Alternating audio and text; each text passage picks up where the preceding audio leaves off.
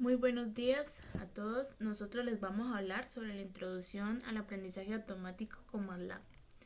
MATLAB nos permite extraer características tanto de señales, imágenes, entre otros, con métodos manuales y automatizados establecidos y seleccionar características automáticamente para que los modelos sean más compactos. Empezando con la parte de importación y procesamiento de datos. Tenemos la función readTable que permite crear una tabla en MATLAB a partir de un archivo de datos, facilitando así la manipulación y análisis de información.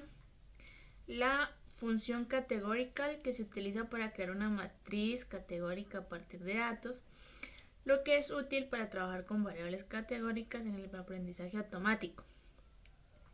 También al asignar la matriz vacía, se pueden eliminar filas o columnas no deseadas, lo que ayuda a limpiar y preparar los datos para su análisis. La función rmazing elimina cualquier fila que contenga elementos faltantes o indefinidos, garantizando la integridad de los datos durante el análisis.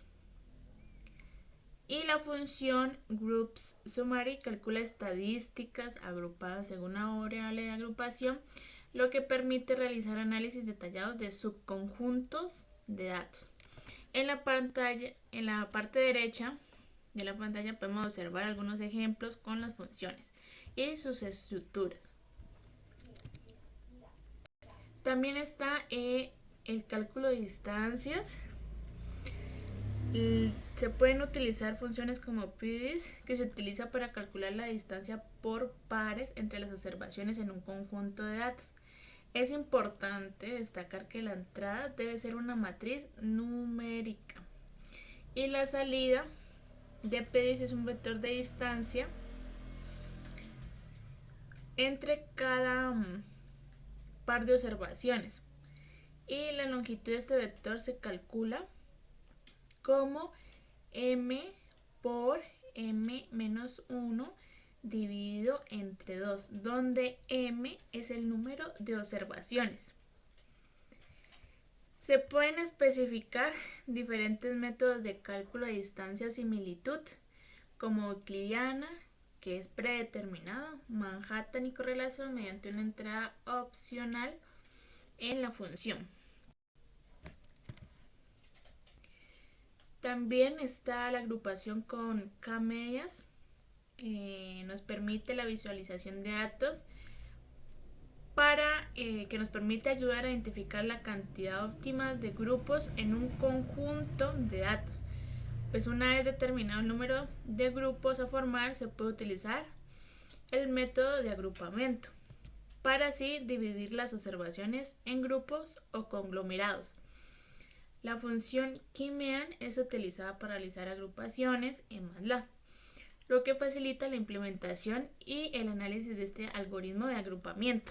Aquí podemos ver una estructura con la función K-means, donde dentro de los paréntesis podemos poner lo que son los datos especificados.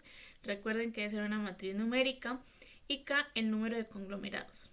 Distancia métrica. En este encontramos la distancia euclidiana, que se utiliza para acceder a la similitud entre dos observaciones. Esta se puede usar en conjunto con otras métricas como es la correlación. En esta imagen podemos observar que hay dos grupos de datos. La función K-means agrupa los datos, pero se puede observar que los datos de color rojo se arrastran hacia el grupo de datos de color azul, que es mucho más grande.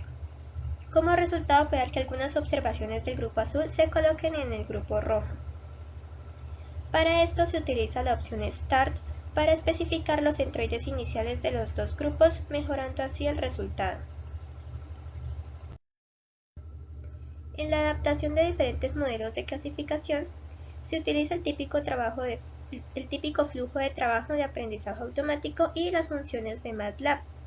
Statistics y Machine Learning Toolbox admiten varios métodos de clasificación y su rendimiento varía para diferentes tipos de datos. En esta parte se concentra en adaptar y modificar diferentes métodos de clasificación y evaluarlos. También se puede actualizar y personalizar el modelo configurando diferentes opciones utilizando las funciones de adaptación. Y si los datos están almacenados en una matriz, no es necesario convertirlos en una tabla para utilizar las funciones de ajuste, ya que este puede proporcionar los predictores y los valores de respuesta en una matriz y un vector correspondiente.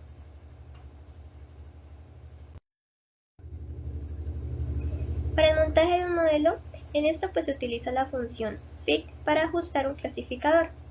Por ejemplo, en esta sintaxis podemos observar que se crea un modelo de clasificación de K vecinos más cercanos.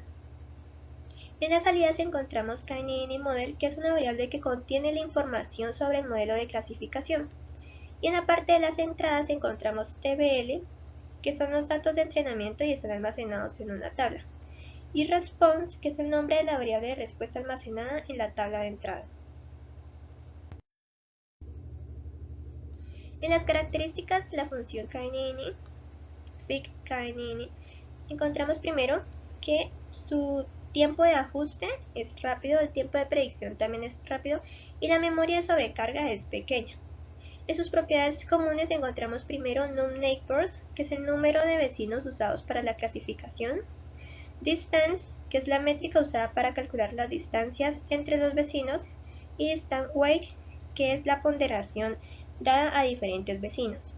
Y en las notas especiales encontramos que si se quiere normalizar los datos, se usa la opción Standard Size. Y la métrica de distancia coseno funciona bien para datos amplios y datos con muchos predictores. En esta parte pasaríamos a lo que serían los árboles de decisión, clasificación de las observaciones según el árbol de decisión. Los K-vecinos más cercanos, o sea, KNN, son modelos de clasificación basados en la distancia. Por ende, requieren que todos los predictores sean numéricos o categóricos. Muchos conjuntos de estos datos contienen predictores tanto numéricos como categóricos.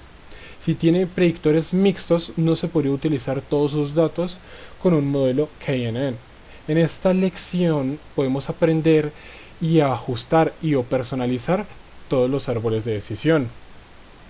Los árboles de decisión, como los modelos KNN, no hacen suposiciones sobre los datos, pero esto nos permite realizar una combinación de predictores numéricos o categóricos, dado que tratan los predictores de manera independiente. Pasaríamos entonces a lo que serían los naive Bayes. Los modelos KNN y los árboles de decisión no hacen suposiciones, como se dijo anteriormente, sobre la distribución de los datos subyacentes. También sabemos que asimismo que el conjunto de datos proviene de una distribución subyacente y esto los podemos tratar como una muestra estadística. Esto puede reducir la influencia de los valores atípicos de nuestro modelo. Podemos saber también que un clasificador ingenuo de Bayes asume la independencia de los predictores dentro de cada clase. Este clasificador es una buena opción para poder solucionar problemas relativamente simples. Puesto esto, pasaríamos ahora a lo que serían las máquinas de vectores de soporte. Entonces suponemos que se desea clasificar los datos en dos tipos de clases. Entonces tendríamos lo siguiente. Nos plantearíamos la pregunta: ¿cuál de los tres límites lineales crees que sería mejor para clasificar los datos? El límite 1 no clasificaría erróneamente los puntos de datos amarillos, sino varios puntos de los datos azules. Los límites 2 y o 3 clasificarían erróneamente los puntos de datos amarillos y azules, pero daría menos puntos en general que el límite 1, o sea, que variaría. También clasificarían erróneamente los puntos mismos de estos datos.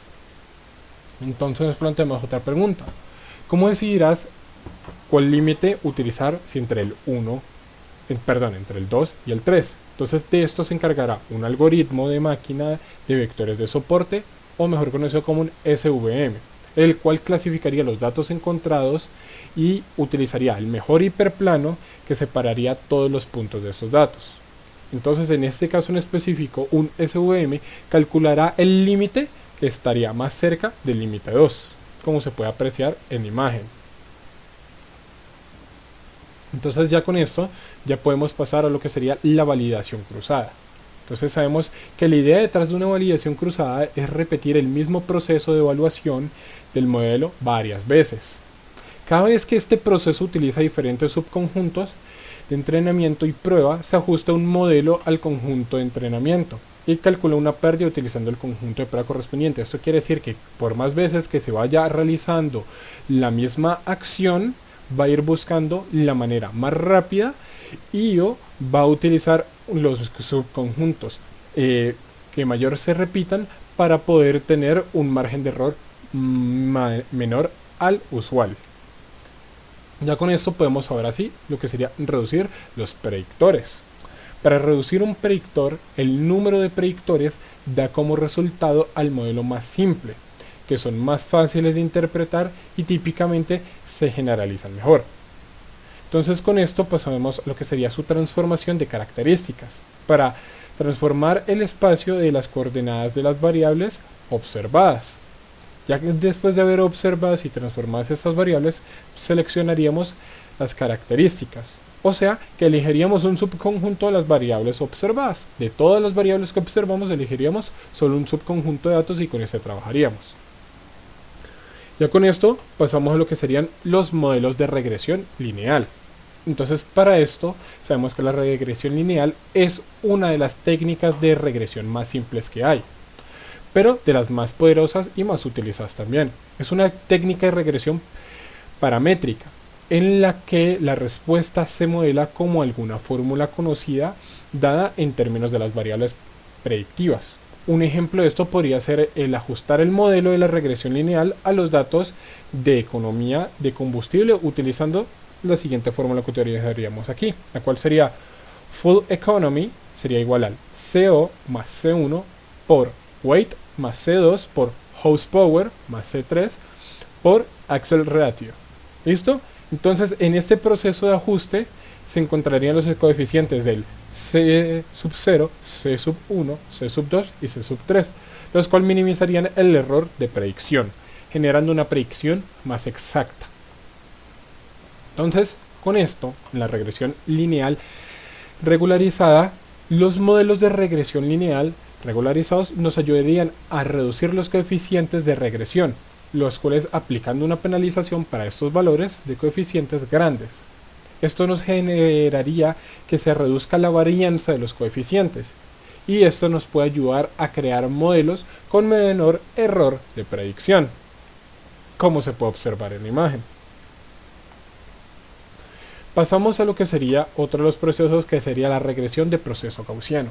Entonces, en la regresión del proceso gaussiano, mejor conocida como GPR, es una técnica de regresión no paramétrica.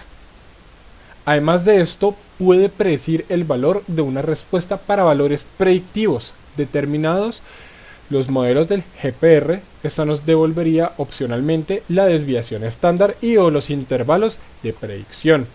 Cabe recalcar que esta se ajusta teniendo lo que sería un valor máximo, y para partir de este valor máximo o este valor referencia sería que se generarían estas predicciones. Muchísimas gracias por su atención.